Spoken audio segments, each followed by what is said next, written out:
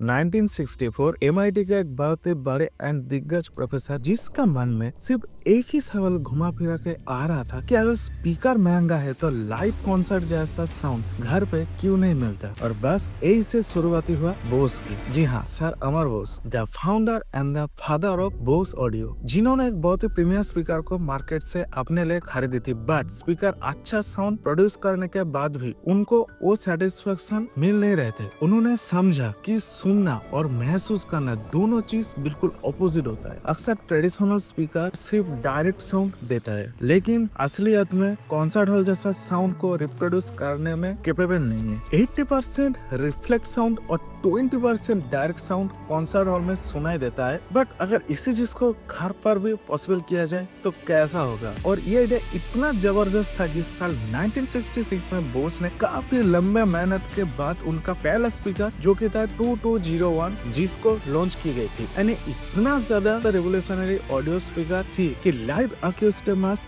जिसको घर पे बिना कॉन्सर्ट पे जाए बिना लोग एंजॉय किया करते थे। दैट्स व्हाई बोस के जो कभी महंगे होम थिएटर हम देखते हैं, live acoustic mass, wider sound stage, natural imaging, live concert जैसा फील घर पे उसी समय पे बहुत ज्यादा आगे और बेस्ट कहा जाता था बोस को। 1960 बोस ने और एक रिवोल्यूशनरी इनोवेशन के साथ खुद का पहला एक डायरेक्ट रिफ्लेक्टिंग स्पीकर को लॉन्च किया जिसका मॉडल था बोस 901। और अगर देखा जाए स्पीकर आज भी कई यूजर्स के पास मौजूद है, 8 डाइवर्स वॉल की तरफ और 1 डाइवर्स लिसनर की तरफ। हाँ, कुछ वैसा ही हुआ जब पहली बार इसको मार्केट में लॉन्च किया गया था तो बहुत बड़े बड़े इंजीनियर्स कन्फ्यूज्ड हो गए थे एंड लोग भी हंस रहे थे। बट जब साउंड को प्ले किया गया कुछ वायु जो कि मैजिक से कम तो नहीं है। स्पीकर कहाँ रखा गया, कहाँ से साउंड आ गया, बिल्कुल ही गायब, जैसा ऐसा लग रहा था कि एक खाली स्पेस के अंदर साउंड जनरेट हो रहा है। और दोस्तों ये सिर्फ मार्केटिंग नहीं थी, ये था एक्चुअल में एक रियल एनवायरनमेंट का अक्यूस्टिक एमुलेशन। लेटर 1970s बोस ने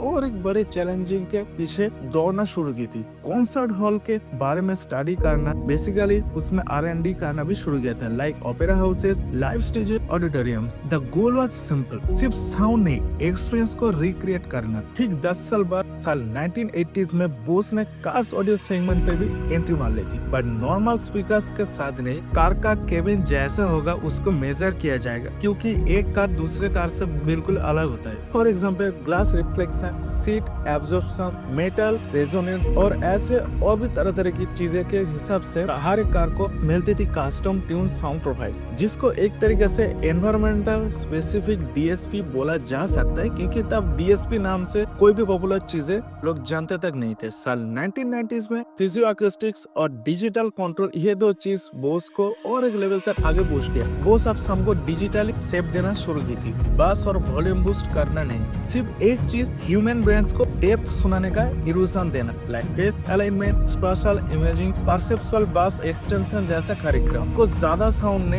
आपको स्मार्टर साउंड सुनाया गया था। 2000 the story of active noise cancellation mystery from Bose. हालांकि सर अमर बोस ने साल 1984 में दुनिया का पहला ANC हेडफोन सक्सेसफुली बनाया था एरोप्लेन पायलट्स के लिए। बट 2000 साल में जो इसमें खामियां थी उसको सुधार कर परफेक्ट इसको बनाई गई थी। Human ear figure study with frequency, वैसे नॉइस कैंसलर और phase accurate invert waves generate हुई। रिजल्ट बहुत ही शानदार है। साइलेंस जो क्रिएट होता था वो बिल्कुल नेचुरल लगती थी, एम्प्टी ने। Later 2010 sound as a experience with Bose, headphone, sound bars और हर एक प्रोडक्ट को एक नई पहचान के साथ फिलोसफी पे ट्यून करना, सिर्फ स्पेसिफिकेशन में ध्यान देना नहीं है, ह्यूमन कानों को ध्यान में रखे स्पेसिफिकली इसका जो डिजाइन है साउंड को ट्यून किया गया। So Bose has already proven good sound major नहीं होता, उसको महसूस किया जाता है। So model of the stories, हर एक ब्रांड सिर्फ प्रोडक्ट नहीं बेचते, कुछ रेवोल्यूशन जरूर करते हैं। और बोस ने भी कुछ ऐसा किया। जब बड़े बड़े ऑडियो ब्रांड सिर्फ नंबर्स के पीछे भाग रही थी, द बोस रियलिटी को समझा एंड उसके पीछे भागा, तब जाके बोस आज बोस बन पाया। बोस सिर्फ ऑडियो ब्रांड नहीं, एक इमोशन से एक रेवोल्यूशनरी ऑडियो ब्रांड है। हजारों सैकड़ों ऑडियोफाइल लवर्स के दिल में आज भी राज करता है, एक अहम हिस्सा निभाते हुए आज भी बोस मार्केट में अपना एक अलग ही लेवल को प्रूव किया है।